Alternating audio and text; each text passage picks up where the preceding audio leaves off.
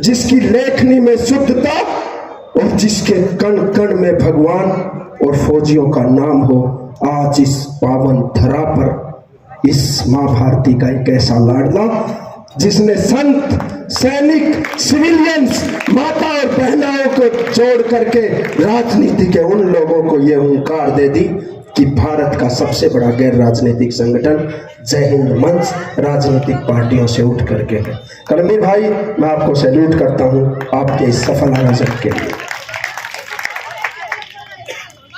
कश्मीर की उस धरती से आई हुई मेरी बहनें, मैं आज उनको देख रहा हूं। कुछ दर्द जो जय हिंद मंच के राष्ट्रीय अध्यक्ष ने दिया, आज जय हिंद मंच ये भारत के वीर सपूत जो भारतीय सेना की कैप पहने हैं, इनके दिलों में भी वो दर्द है। मैं अध्यक्ष जी से चाहूंगा कि वो 2 मिनट का समय मुझे जरूर दे कि क्या जय हिंद मंच का निर्माण करना पड़ा। पूछिए इन बेटियों से उस लाल चौक की हालत पर तो इन शहीदों को अपना खून देना पड़ा।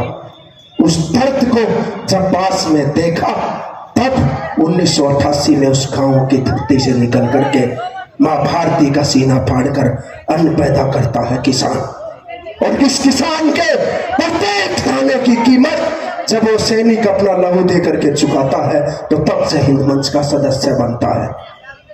ठीक उसी प्रकार जब 1 रैंक 1 पेंशन हुआ, आप लोग सब मोहताज थे उसका।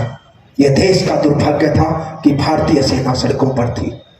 जब अन्ना आंदोलन हुआ तो क्या जरूरत पड़ी भारत के सबसे बड़े गैर राजनीतिक संगठन जय हिंद मंच को सड़क पर आने की। और जब निर्भया और दामनी की बात हुई तो क्यों गृह मंत्रालय की डायरेक्टर कुमारी चित्रलेखा जी ने तिरंगा हाथ में लेकर के सड़क पर आना पड़ा। साहब ये जो जहां पर बैठे हैं, जिन्होंने अभी बताया कि 3 बार के राष्ट्रपति अवार्डी धर्मपाल भारद्वाज जी, जिनका प्रत्येक सीना जला हुआ है। अरे साहब, समंदर में जहाज चलते हैं तो दुश्मन की आंखें हिल जाती हैं। एक ऐसे विंग कमांडर और भारतीय नौसेना के कमांडर सुनील जी यहां पर बैठे हैं। विक्रांत जहाज को लेकर के जिसने चलाया, हजारों मील लंबी यात्राएं करके पायलट साहब हमारे बीच में बैठे हैं, फाइटर जेट चलाने वाले कि जय हिंद मंच के वो 121 लोगों की जो टीम, आप एक एक व्यक्ति का मैं परिचय दूं तो शायद ये दिन छोटा पड़ जाएगा। मैं बात करता हूं विंग कमांडर सुरेंद्र भारद्वाज जी की। अभी बताया कि असिस्टेंट कमिश्नर साहब का एक छोटा सा परिचय दिया, लेकिन सामाजिक की बात के लिए प्रशासन के लड़ करके काम करवाने वाले आईजी रणवीर जी। और कौन भूल सकता है साहब 26/11 के उस हमले को? कोई भूल सकता है क्या? पूछो कमांडर हमारे भाई सुरेंद्र से जो बम्बों के बीच से, पूछो सुनील जोधा भाई से जो 8 गोलियां खा करके भी एक गोली सीने में लिए हुआ है और फिर भी आखिरी सब तक निकलता है। करमवीर भाई के गाने में जैसे निकलता है ना कि साहब हम इन लड़ाइयों से नहीं हारे, हम तो शिमला और ताशकंद जैसे समझौतों से हारे हैं। तो वो गोलियां क्या बिगाड़े की उनका। बहन विजेता हमारे बीच में है।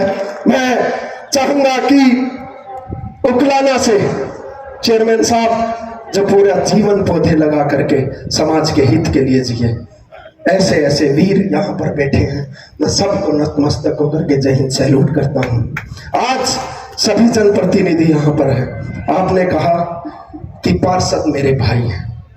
कमांडर साहब, सच्चाई मुंह से निकल जाती है और वो निकलती है इसीलिए जय हिंद मंचों का निर्माण होता है कि आप जैसे फौजी किसी पार्टी में टिक भी नहीं सकते। ये मैं लिख के दे सकता हूं, नहीं टिक सकते ना। और इसीलिए मैं कहता हूं कि इन पार्टियों के झंडे उखाड़ फेंको और घरों पे सिर्फ राष्ट्र ध्वज निकाल लगाकर अपनी अस्मिता को बचा लो। इसलिए जय हिंद मंच का कार्य आप लोगों के बीच में हो जाएगा कि उधर पर भटक करके 6841 गांव की तिरंगा यात्रा निकाल करके जय हिंद मंच के सुरेश शर्मा जी ने 10,54,000 लोगों का ये संगठन पूरे भारत में बनाया। क्या पीड़ा है, क्या पीड़ा आप जानना चाहते हैं ना कि इनके मन में क्या पीड़ा थी? क्योंकि ये सैनिक यहाँ पर बैठे हैं, हमारा देश का सैनिक हर 5 सरहदों पर युद्ध जीतता है, लेकिन सरकार करवा देता है। इसलिए साहब शिमला और ताशकंद जैसे समझौते इस करमवीर फौजी को लिखने के लिए, आग लिखने के लिए करमबोली को करते हैं। आज बेटियां कश्मीर के उस लाल चौक पर हैं।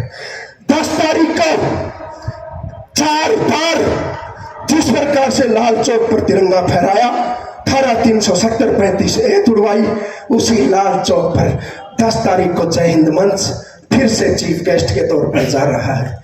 और मैं इन बेटियों को यह आश्वस्त करता हूं कि कश्मीर के उस चौक पर जो लोग कहते थे कि कभी तिरंगा नहीं फहरेगा, आज मां भारती का तिरंगा वहां पर फहर रहा है।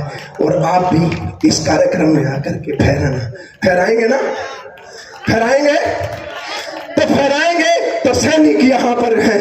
एक बार खड़े होकर के सभी अपने स्थान पर मेरे साथ एक सौगंध खाएं कि हम धर्म जाति क्षेत्र में नहीं बढ़ेंगे, सिर्फ राष्ट्र को समर्पित रहेंगे और सैनिकों के सम्मान में रहेंगे।